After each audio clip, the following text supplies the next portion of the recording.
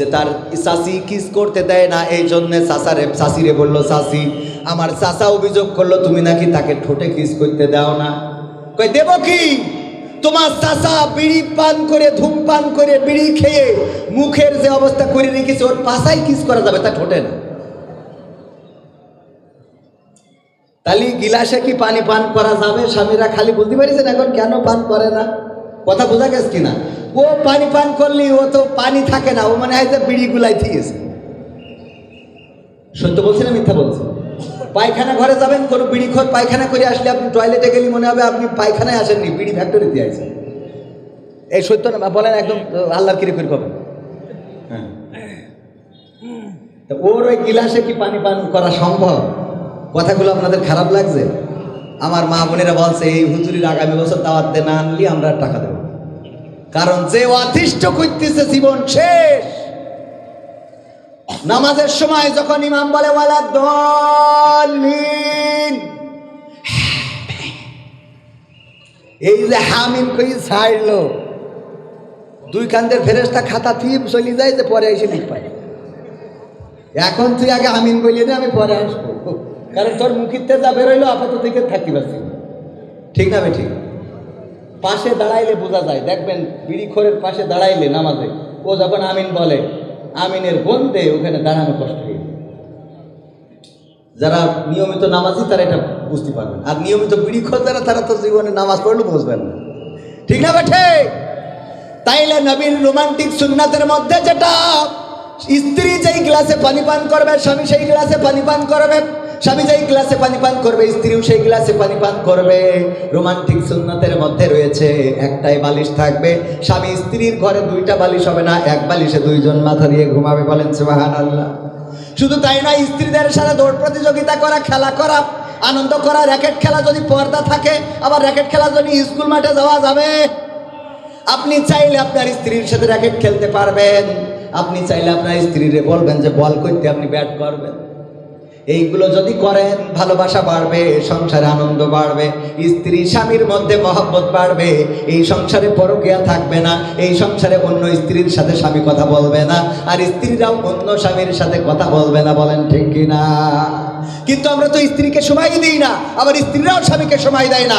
ওই যে বলছিলাম যে অনেক স্ত্রী আছে যারা স্বামীর কথা ভালো লাগে না, কিন্তু কবির বিন সামাদের কাছে ফোন ধরে ঘন্টার পর ঘন্টা বলতে খুব ভালো লাগে। এরম আছেন না নাই? স্বামী যদি ফোন দেয় বিদেশ থেকে, এই এত ফোন দাও কেন, এই এত ফোন দিতে কেন জন্য তোমার, হ্যাঁ টাকা পাঠাবা, পিন নাম্বার বলে দিবা, টাকা তুলে আনবো, এত ফোন দাও কেন, রেখে দাও দিয়ে এবার। হ্যাঁ বল্টু ভাই কেমন আছেন আপনি? অনেকদিন পরে দেখেন তো আমার ঠোঁটটা কেমন লাগছে। ও বাবা, ও বল্টুর কাছে যাইতে ঠোঁট দেখায়, কথা কয় না। আছে না নাই? পুরুষও আছে, বোর সাথে খ্যাক ম্যাক সারাদিন, এই এটা করি, এই এটা করি, এই এটি করি, আছে না? কিছু করলি ভাতে একটু লবণ কম বেশি হয়েছে না, ভাতে তো হয় না, তরকারি লবণ একটু কম বেশি হইল, লবণ কম হইল কেন, বেশি হইল কেন? আরে বাবা এই নিয়ে যে টর্চারিং করেন না করি, লবণ যেহেতু বেশি হয়েছে, ভালো বেশি বলা যায় না। তুমি আজকে বেগুন রাঁধতে চাও, তো মনে হচ্ছে হরিণের গোশ রাঁধতে চাও, লবণটা একটু কম হইলে আর একটু ভালো হইতো, ও খুশি হয়ে যাবে না? উপহারের দিন আনন্দ আরো লবণ বাড়াই দেবে, মানে খুশির চোটে, মানে উল্টো করি ফেলবে। তো যাই হোক, এইগুলো বলবেন, স্ত্রীকে সুন্দর সুন্দর কথা বলবেন। তা না আবার ওই যখন ভাবির সাথে কথা বলে, হ্যাঁ ভাবি কেমন আছে, আরে বাবা, আল্লাহ হেদায়েত করুন। বলেন আমি। ওয়াকরনা ফি বুয়ুতিকুন্না ওয়ালা তাবাররাজনা তাবাররুজাল জাহিলিয়াতিল উলা, কথাটা কার? আল্লাহ রাব্বুল আলামিন বললেন, ও নারীরা তোমরা পর্দার মধ্যে থাকো, জাহেলি যুগের মেয়েদের মতো সাজুগুজু করে নিজেদেরকে প্রদর্শন করে বেড়াইও না। আর এখনকার মা বোনেরা সাজুগুজু করা তো যেমন তেমন। ওরে আল্লাহ, ঈদের মার্কেটগুলোতে এখন পুরুষ পাওয়া যায় না, আজান দিয়ে নারী আছে না নাই? নারীদের জন্য আমাদের ঢুকার কোনো কায়দা নাই, আবার তর্ক বিতর্ক শুরু করে দেয়।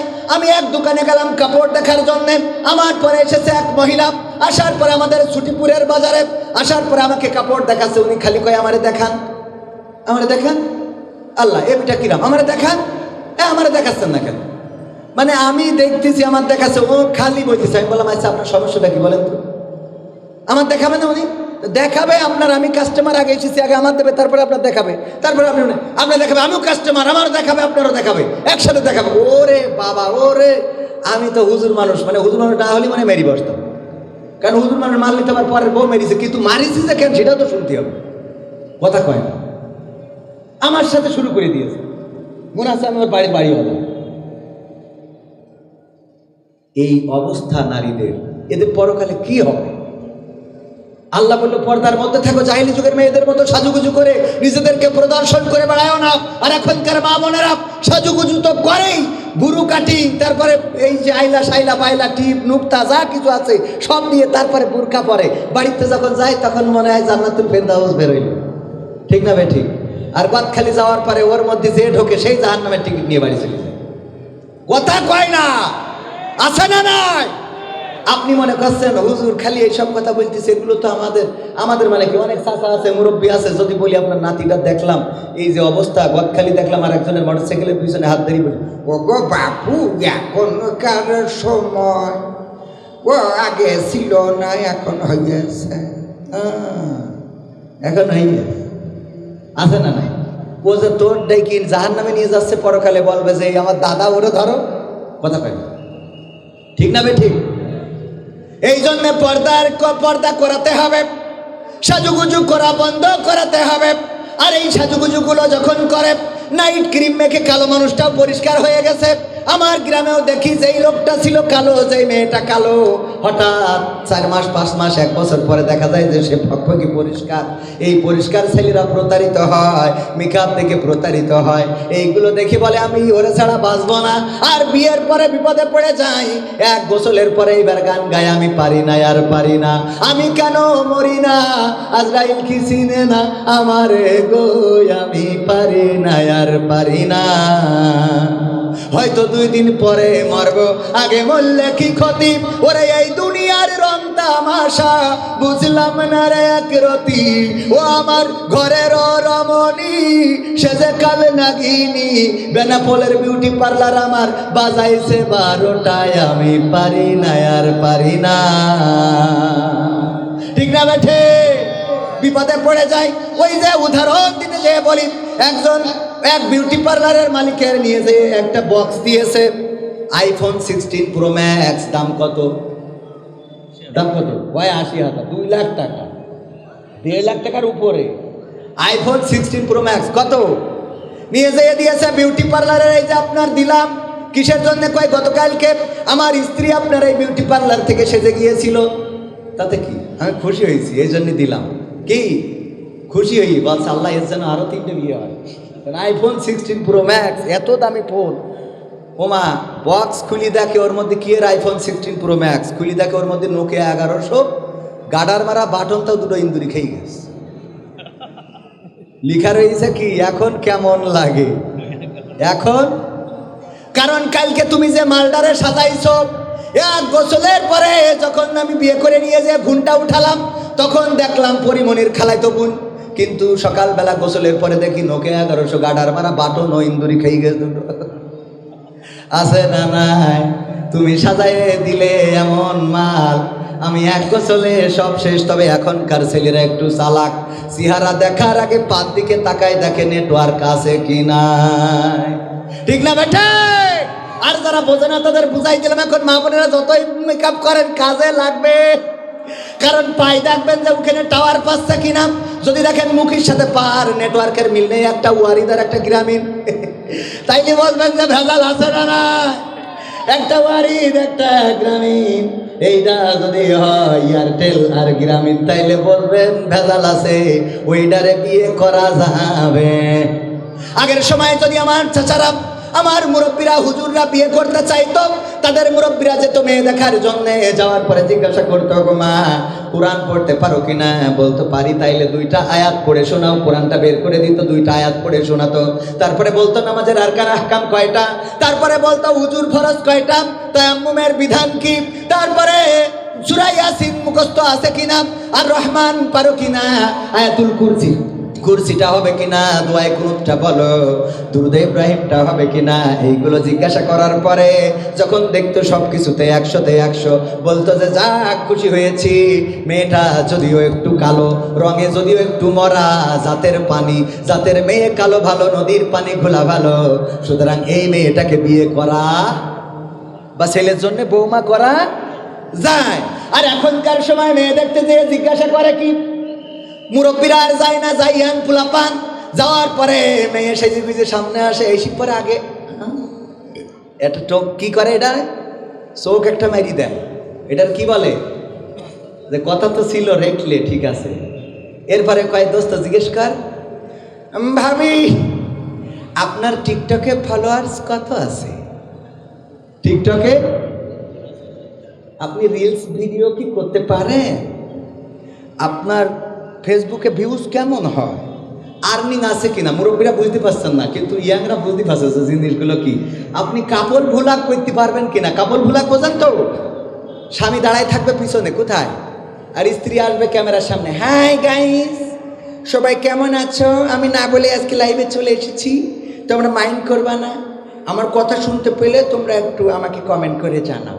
তোমাদের বলেছিলাম আমি কিন্তু আমার শুভ কাজটা সেরে নিয়েছি। আমার পাগলটা পিছনে দাঁড়িয়ে, এই হাই বলো, ও পিছনে বলে হ্যাঁ, ওই যে আমার পাগলটা দাঁড়ানো, হ্যাঁ ও মা কবির বিন সামাদ জয়েন করেছে, হাই কবির বিন সামাদ। এটার কি ভাই, কি কি কি kiss, fly kiss, flying kiss আছে না নাই?